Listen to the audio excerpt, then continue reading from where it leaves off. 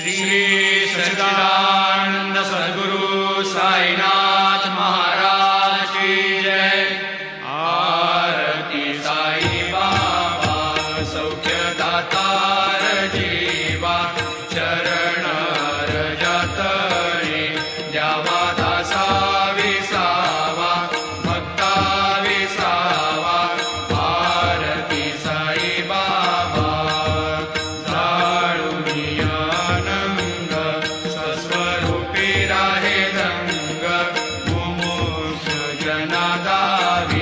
निज डोळा श्रीरंग, डोळा श्रीरंग। आरती साई बाबा जया मनी जैसा भाव, दया तैसा अनुभव। दाविसी दया घना ऐसी तुझी माव, तुझी माव। आरती साई बाबा नाम ध्याता, अरे संस्कृती व्यथा। अगाध तव करणी मार्ग दाविसी अनाथा, दाविसी अनाथा। आरती साई बाबा कलियुगी अवतार, सगुण परब्रह्म साचार। अवतीर्ण झालासे स्वामी दत्त दिगंबर, दत्त दिगंबर। आरती साई बाबा आठा दिवसा गुरुवारी, भक्त करी तिवारी। प्रभु पद पाहावया भव भय निवारी, भय निवारी। आरती साई बाबा माझा निज द्रव्य ठेवा, तव चरण रज सेवा। मागणीची आता तुम्हा देवादिदेवा, देवादिदेवा। आरती साई बाबा इच्छित दिन चातक, निर्मल तोय निज सुख। आजावे माधवाया सांभाळ आपुली भाग, आपुली भाग। आरती साई बाबा सौख्य दातार जीवा, चरण रजतणी द्यावा दासा विसावा, भक्ता विसावा।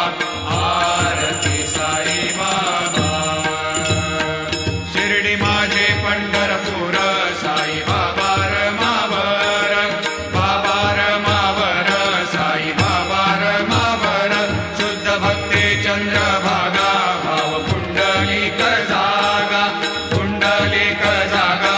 भाव पुंडलिक जागा। याहो याहो अवघे जन, करा बाबाशी वंदन, साईशी वंदन। करा बाबाशी वंदन, गणू म्हणे बाबा साई। भाव भाव माझे आई, भाव माझे आई, भाव भाव माझे आई। घालीन लोटांगण वंदीन चरण, डोळ्यान पाहिन रूप तुझे। प्रेमी अलंकीन आनंदी पूजिन, भावे वाळीन म्हणे नमा। त्वमेव माता पिता त्वमेव, त्वमेव बंधु सखा त्वमेव। त्वमेव विद्या द्रविणः त्वमेव, त्वमेव सर्वं मम देवदेव। कायेन वाचा मनसेन्द्रियैर्वा बुद्ध्यात्मना वा प्रकृतिस्वभावात् करोमि यद्यत् सकलं परस्मै नारायणायति समर्पयामि। अच्युतं केशवं रामनारायणं कृष्णदामोदरं वासुदेवं हरि श्रीधरं माधवं गोपिकावल्लभं जानकीनायकं रामचन्द्रं भजे। हरे राम राम राम हरे हरे, हरे कृष्ण कृष्ण कृष्ण हरे हरे। श्री गुरुदेवा दत्त अनंता तुला ते कसे रे स्तवावे, अनंता तुला ते कसे रे नमावे। अनंता मुखाचा शिणे शेष गाथा, नमस्कार साष्टांग श्री साईनाथा। स्मरावे मनी त्वत्पदा नित्य भावे, पुरावे तरे भक्तीसाठी स्वभावे। तरावे जगातारुणी मा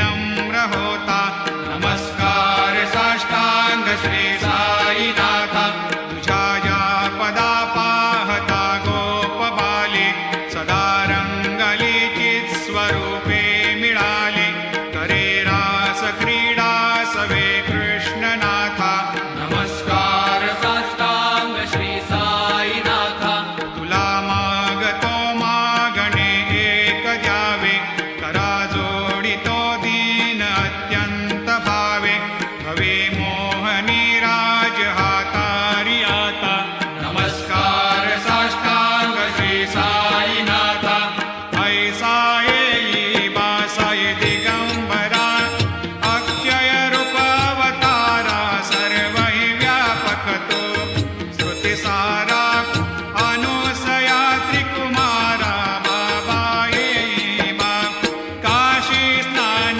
जप प्रतिदिवशी कोल्हापूर भिक्षेशी निर्मल नदी तुंगा जलप्राशी निद्रा माहुर देशी ऐसा येई बा झोळी लोंबत सेवा मकरी त्रिशूल डमरोधारी भक्तावरद सदा सुखकारी देशील मुक्तिचारी ऐसा येई बा पायी पादुका जपमाला कमंडलो मृगचाला धारण करशी बा नागजटा मुकुट शोभतो माता ऐसा येई बा तत्पर तुझ्या या जे ध्यानी अक्षय त्यांचे सदनी लक्ष्मी वास करे दिन रजनी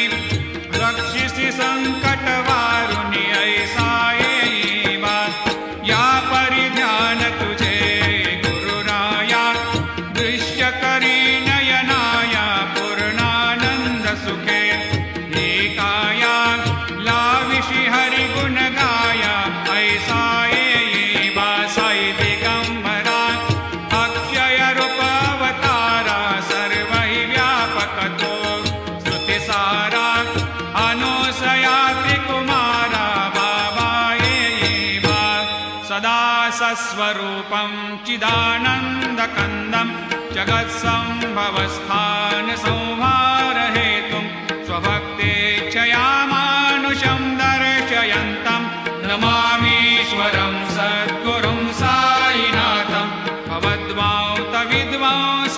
भवद्वांतविद्वांसमार्तण्डमीड्यं मनोवागतेतं मुनिर्ध्यानगम्यं जगद्व्यापकं निर्मलं निर्गुणत्वां नमामीश्वरं सद्गुरुं साईनाथं भवाम्भोधिमग्नार्दितानां जनानां स्वपादाश्रितानां स्वभक्तिप्रियाणां समुद्धारणार्थं कलौ सम्भवन्तं नमामीश्वरं सद्गुरुं साईनाथं सदा निम्बवृक्षस्य मूलाधिवासात् सुधास्राविणं तेक्तमप्यप्रियन्तं तरुं कल्पवृक्षाधिकं साधयन्तं नमामीश्वरं सद्गुरुं साईनाथं सदा कल्पवृक्षस्य तस्याधिमूले भवद्भावबुद्ध्या सपर्यादिसेवां नृणां कुर्वतां भोक्तिमुक्तिप्रदन्तं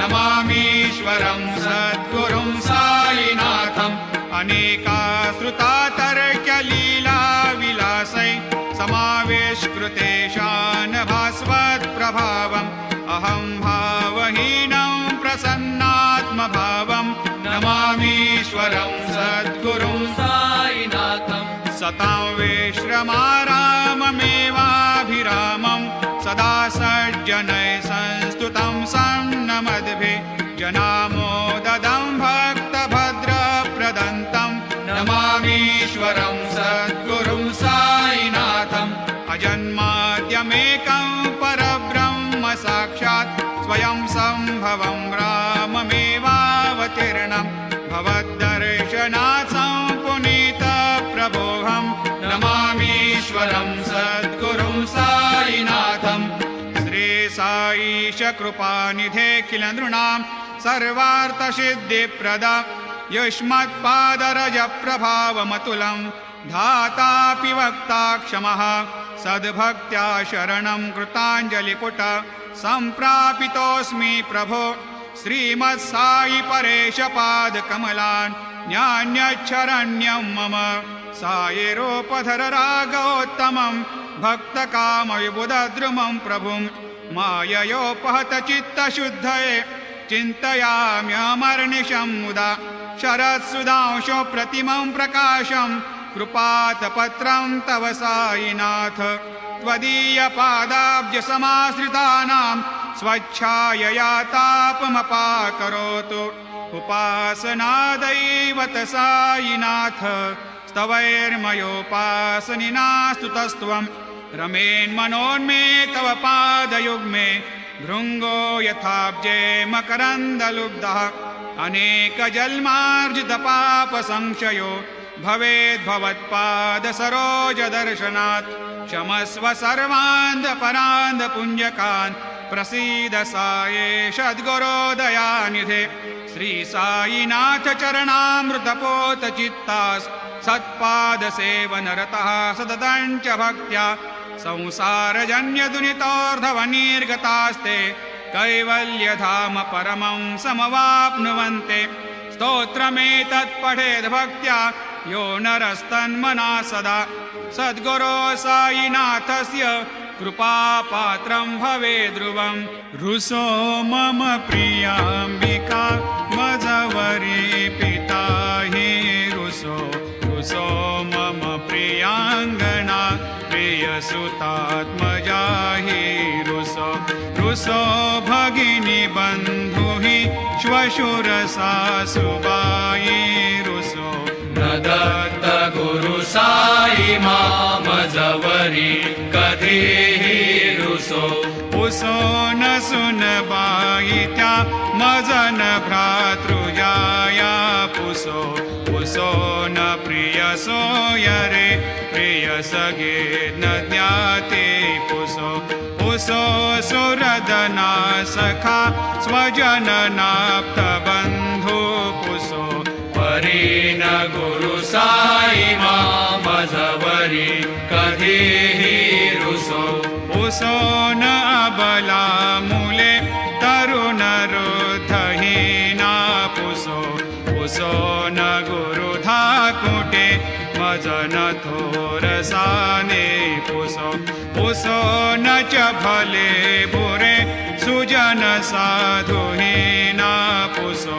परीन गुरु साई मामजवरी कधीहि रुसो चतुरतत्त्वविद् विबुध प्राज्ञ ज्ञानी रुसो हि विदुषी स्त्रिया कुशल पंडिता हि रुसो महीपते यति भजक तापसे हे रुसो न दत्त गुरु साई मामजवरी कधीहि रुसो कवि ऋषि मुनि अनघषेध योगे रुसो हि गृह देवता निकुल ग्राम देवी रुसो खल पिशाच हि मलिन डाकिने हे रुसो न दत्त गुरु साई मामजवरी कधीहि रुसो मृग खग कृमि अखिल जीव जन्तु रुसो विटप प्रस्तरा अचल आपगाब्धे रुसो खपवनाग्निवार अवनि पंचतत्वे रुसो न दत्त गुरु साई मामजवरी कधीहि रुसो विमल किन्नरा अमल यक्षिणे रुसो शशि खगादिः गगनितारका हे रुसो अमर राजहि अदय धर्मराजा रुसो न दत्त गुरु साई मामजवरी कधीहि रुसो मन सरस्वती चपल चेतते हे रुसो रुसो वपुदिशाखिला कठिन काल तो हे रुसो रुसो सकल विश्व हि मयि तु ब्रह्म गोलं रुसो न दत्त गुरु साई मजवरी कधीही रुसो विमूढ म्हणूनि हसो मज मत्सरा हेडसो पदाभिरुचि उल्हसो जनन कर्दमी नापसो न दुर्गधृतीचा धसो अशिव भाव मागे खसो प्रपंची मन हे रुसो दृढ विरक्ती चित्ती ठसो कुणाची घृणा नसो न च स्पृहा कशाचे असो सदैव हृदयी वसो मनसि ध्यानि साई वसो पदी प्रणय ओरसो निखिल दृश्य बाबा दिसो न दत्त गुरु साई उपरिया जनेला रुसो हरि ओम यज्ञेन यज्ञमयजन्त देवा स्थानि धर्माणि प्रथमान्यासन्न तेहनाकं महिमान सजन्त यत्र पूर्वे साध्या सन्ति देवाः ॐ राजाधिराजाय प्रसह्य साहिने नमो वयं वै श्रवणाय कूर्महे समे कामान् कामकामाय मह्यं कामेश्वरो वै श्रवणो दधातु कुबेराय वै श्रवणाय महाराजाय नमः ॐ स्वस्ते साम्राज्यं भोज्यं स्वराज्यं वैराज्यं पारमेष्ठ्यं राज्यं महाराज्यमाधिपत्यमयं समन्तपर्याधीशात् सार्वभौमः सार्वायुषान्तादापरार्धात् पृथिव्यै समुद्रपर्यन्ताय एकराळिति तदप्येष श्लोकोऽभिगीतो मरुतः परिवेष्टारो मरुतस्यावसङ्ग्रहे आवीक्षितस्य कामप्रियैर्विश्वे देवा सभासदैति श्रीनारायण वासुदेवाय सच्चिदानन्द सद्गुरु साईनाथ महाराज की जय करचरणकृतं वा कायजं कर्मजं वा श्रवणनयनजं वा मानसं वा अपराधं विहितमविहितं वा सर्वमेतत्क्षमस्व जय जय करुणाब्धे श्री प्रभो साईनाथ श्री सच्चिदानंद सद्गुरु साईनाथ महाराज